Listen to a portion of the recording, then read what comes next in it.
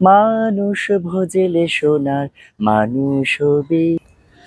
অনেক দিন ধরেই আমি একটা জিনিস ভাবছি, এই যে প্রতিদিন প্রতি ভিডিওতে আমি যে বলে থাকি যে শিল্পবোধ, ঘর গোছানো, কিভাবে পরিপাটি হয়ে থাকা যায়, কিভাবে পুরনো জিনিস নিয়ে আমরা আমাদের প্রতিদিনের জীবনকে সুন্দর করতে পারি। এই জিনিসগুলো নিয়ে আমি আসলে ভাবছি যে এই শিল্পবোধ এটা কি মানুষের জন্মগত, নাকি আমাদের বয়স বাড়ার সাথে সাথে আমরা এই জিনিসগুলোকে ডেভেলপ করে থাকি। আজ এমন একজনের সাথে আমি বেড়ে উঠবো, ও আমার অত্যন্ত পছন্দের একজন মানুষ, সুন্দর গান গায়, ওর শিল্পবোধ অন্যদের থেকে একেবারেই ভিন্ন আমার কাছে মনে হয়। আমি যেমন ভিন্ন, আমার সবকিছু ভিন্ন, ওর সাজ পোশাক সমস্ত কিছুই আলাদা।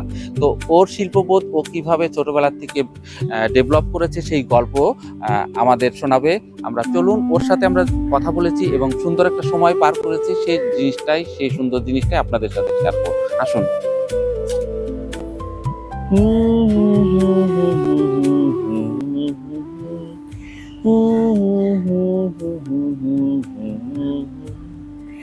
মানুষ ভজলে সোনার মানুষ হবি, মানুষ ভজলে সোনার মানুষ হবি। আমি রামিসা। আমার ছোটবেলা আর 10জন মানুষের মতো খুব একটা স্বাভাবিকভাবে কাটেনি। আমি ছোটবেলা থেকে অনেক প্রতিকূলতা এবং মানুষের অনেক বৈষম্য, আঘাত, সমালোচনা এবং ভালোবাসার মধ্যে দিয়ে বেড়ে উঠেছি। আমি এই সমাজে আর 10জন মানুষের মতো নই। আমি একটু আলাদা। সেটা আমি ভাবিনি, এটা ভেবেছে এই সমাজ, এই রাষ্ট্র।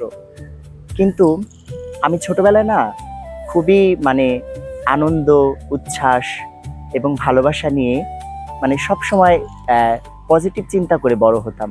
কারণ আমার কাছে সবসময় একটা জিনিস মনে হতো যে এই সমাজে আমি একটা ভালো কিছু করতে চাই, সমাজের একটা সুন্দর অংশ হিসাবে প্রতিষ্ঠিত হতে চাই। তার জন্য যে যা বলুক না কেন তাতে আমার কোনো কিছু হবে না, বা তাতে আমার কোনো আপত্তিও নেই।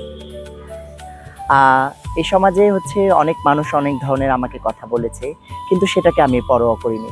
ছোটবেলা থেকে আমার ইচ্ছে ছিল আমি পড়াশোনা করব, আমি সঙ্গীতকে ভালোবাসবো, আমি গান নিয়ে অনেক বড় কিছু হব এবং গানকে ঘিরে আমার জীবনকে অতিবাহিত করব। এই যে বললাম, সঙ্গীতকে ঘিরে আমার জীবনকে আমি অতিবাহিত করতে চাই। আমি মনে করি সঙ্গীত শুধু জীবনের একটি অংশ নয়, সঙ্গীত আমার জীবনকে রুচিবোধ, মূল্যবোধ, মানুষকে ভালোবাসা, প্রকৃতিকে ভালোবাসা এবং জীবনের সৌন্দর্যকে ফুটিয়ে তোলার জন্য আমার সঙ্গীত আমার জীবনের একটি অংশ। এবং এই সঙ্গীতকে ঘিরে আমি শিখেছি কিভাবে রুচিবোধ তৈরি হয় মানুষের জীবনে, কিভাবে প্রকৃতির সাথে সঙ্গীতকে মেশানো যায়, কিভাবে মানুষকে ভালোবাসা যায়, কিভাবে নিজেকে সুন্দরভাবে রুচিসম্মত করে তোলা যায়। এই সঙ্গীত আমাকে শিখিয়েছে। তাই সঙ্গীতের অবদান আমার জীবনে সব থেকে বেশি। মানুষ ছোটবেলার গল্প কখনো ভুলে না, সেটা সবসময় স্মরণীয় হয়ে থাকে। আমার বেলাও তাই হয়েছে। এবার আমি আপনাদেরকে আমার একটু ছোটবেলার গল্পে নিয়ে যেতে চাই। ছোটবেলায় এই সমাজে আমি 8-10জন মানুষের মতোই বড় হচ্ছিলাম, কিন্তু আমাকে এই সমাজ, এই রাষ্ট্র সব সময় না একটা জিনিস শিখিয়েছে, বা একটা জিনিস একদম হাত ধরে ধরে দেখিয়েছে যে তুমি এই সমাজের থেকে আলাদা। আমি আলাদা। আমি সেটা ছোটবেলায় ভাবতাম যে আমি কিভাবে আলাদা হই। আমি তো কোনো মায়েরই সন্তান, তাহলে কেন এই সমাজ আমাকে আলাদা বলছে? আলাদা বলছে কারণ আমার চলাফেরা, আমার আচার আচরণ এই সমাজে আর নারী এবং পুরুষের থেকে ভিন্ন। কিন্তু সেটা না আমি ভিন্ন চোখে দেখতাম না, বা আমি বুঝতামও না। আমার ভালো লাগতো মেয়েদের সাথে খেলতে, তারপরে সবসময় মেয়েদের সাথে মিশতে। ছেলেদের সাথে খুব একটা মেশা হতো না আমার। আমি সব সময় চিন্তা করতাম যে মেয়েরা আমার খুব ভালো বন্ধু, এবং মেয়েরাও আমার সাথে খুব সুন্দরভাবে কথা বলতো, মিশতো। কিন্তু সব সময় তাতে সমাজের মানুষের ক্ষোভ, কেন আমি মেয়েদের সাথে ঘুরি, কেন আমি সবসময় মেয়েদের সাথে চলি। কিন্তু ওইটাই তো আমার ভালো লাগতো। এবং ছোটবেলা থেকে আমার দেখতাম, আমি ছোটবেলা থেকে একটু লিপস্টিক পরতাম, একটু ছোট বোনের একটা টিপ পরতাম, মায়ের শাড়ি পরতাম, এটাই আমার ভালো লাগা। ছোটবেলা থেকে আমি যা করতাম আমার কাছে সেটা খুব স্বাভাবিক ছিল, কিন্তু সমাজের মানুষের কাছে সেটা খুব আলাদা ছিল।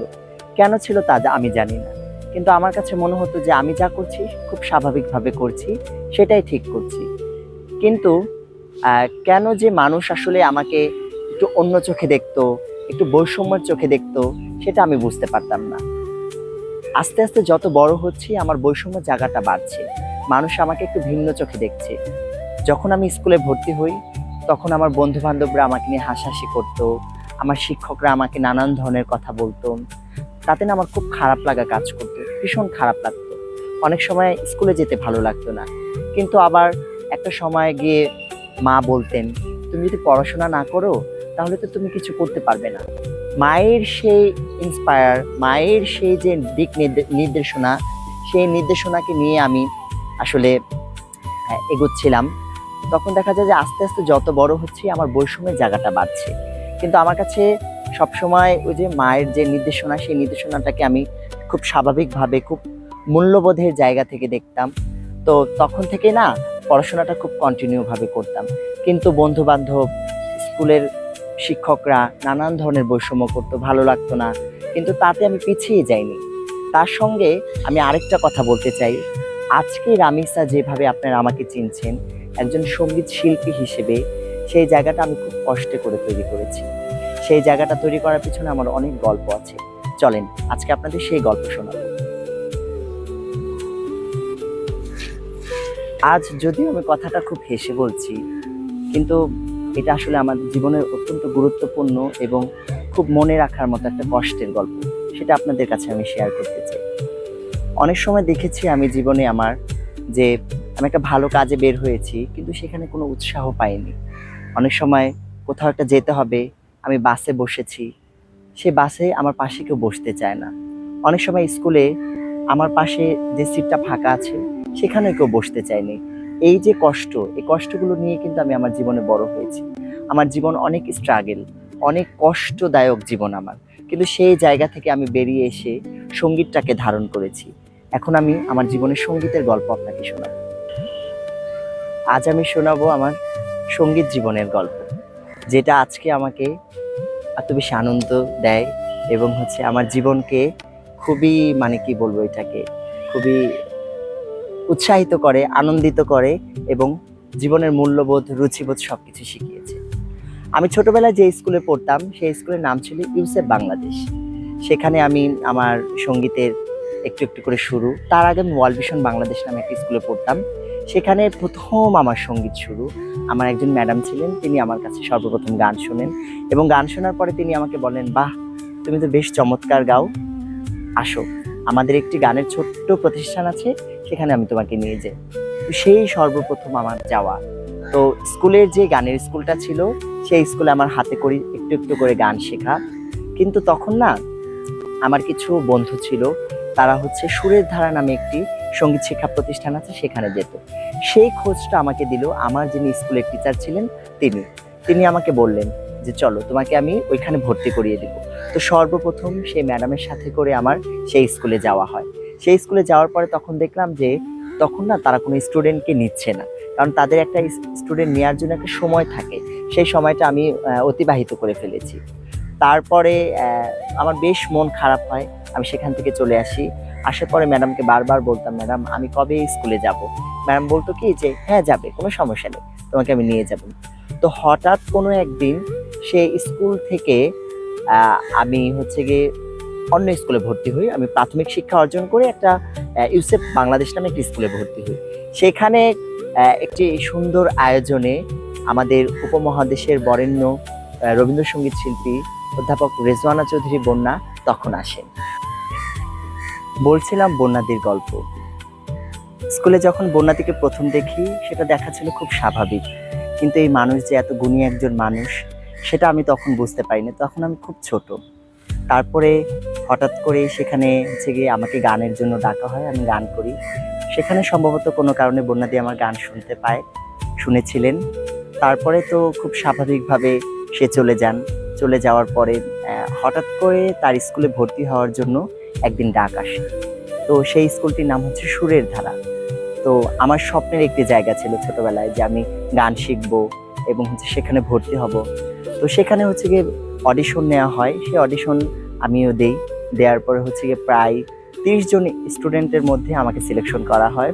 তো এটা আমার জন্য অনেক আনন্দদায়ক ছিল। ছোটবেলা খুব উৎসাহিত ছিলাম যে গান শিখবো এবং গানকে ঘিরে গিয়ে আমি প্রতিদিন সেখানে যেতাম এবং আমাদের সপ্তাহে 3 দিন সেই গানের স্কুলটা ক্লাসটা হতো। ছোটবেলায় ওই যে সুরের ধারায় গান শিখতাম, বিভিন্ন গান শিখেছি।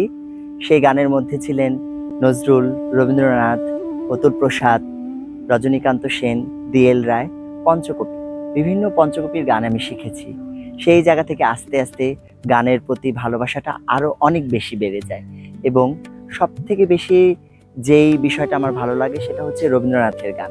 সেই রবীন্দ্রনাথের গানকে ঘিরে আমি আস্তে আস্তে আমার জীবনকে অনেক সুন্দরভাবে প্রেজেন্টেশন করতে চাই।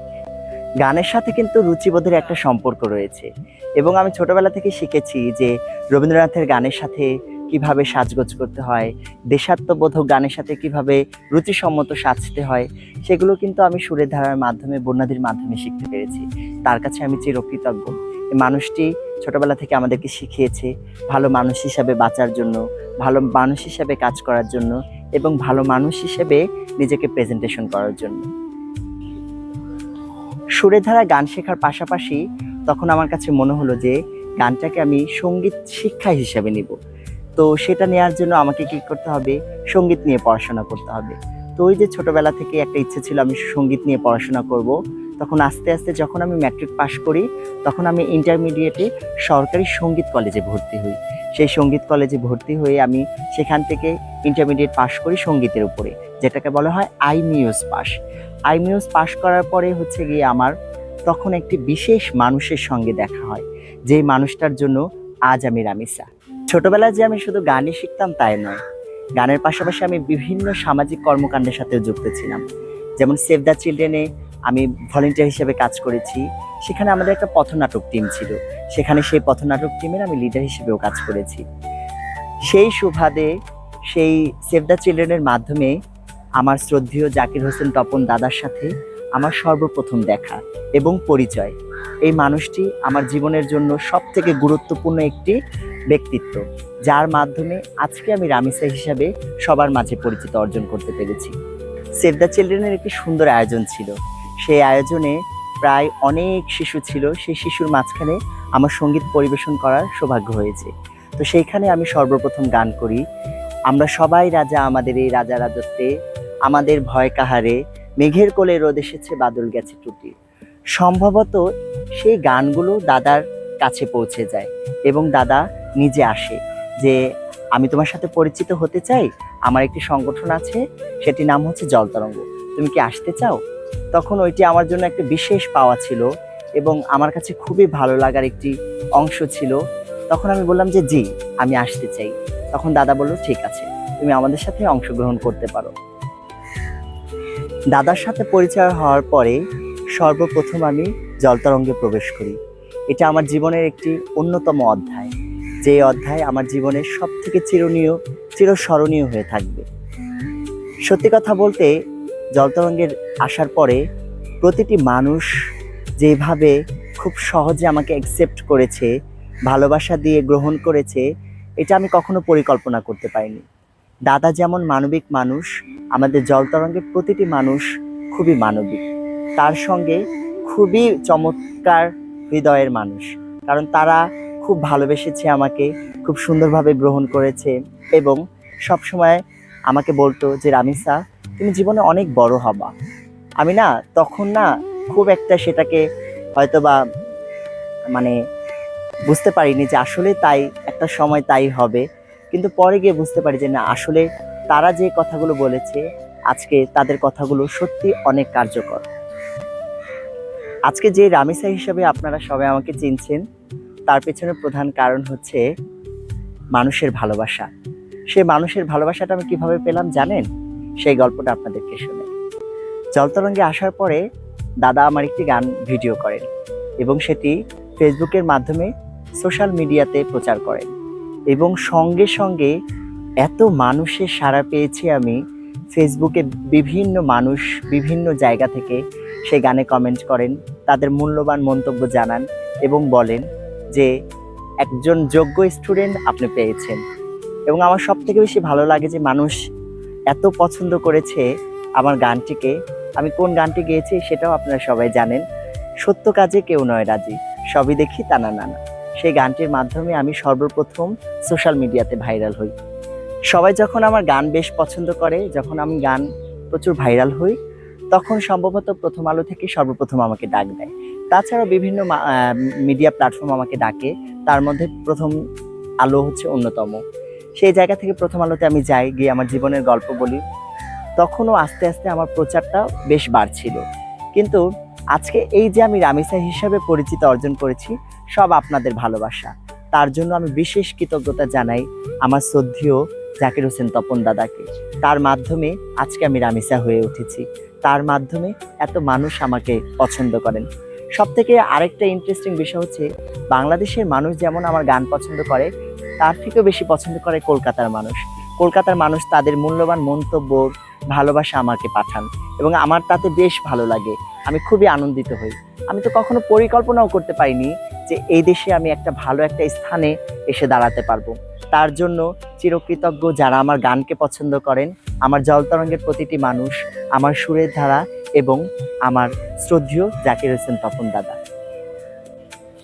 আজকে আমি যে রামিসা, এই রামিসা শুধু একার রামিসা নয়, আমার মতো আরো হাজারো রামিসা আছে যারা এই সমাজের কাছে প্রতিষ্ঠিত হতে যায়। তাদের জন্য আমি কাজ করছি। সেখানে কাজ করার জন্য আমি ছোটবেলা থেকে আমার অনেক আগ্রহ ছিল যে আমার মতো যে মানুষগুলো আছে আমি তাদের জীবনমান উন্নয়নে কাজ করব। সেটার জন্য আমরা প্রতিষ্ঠা করি সম্ভব ফাউন্ডেশন নামে একটি অর্গানাইজেশন। সেটার প্রতিষ্ঠাতা আমার প্রিয় অনিন্দিতা আফরা বাবুনি আপা।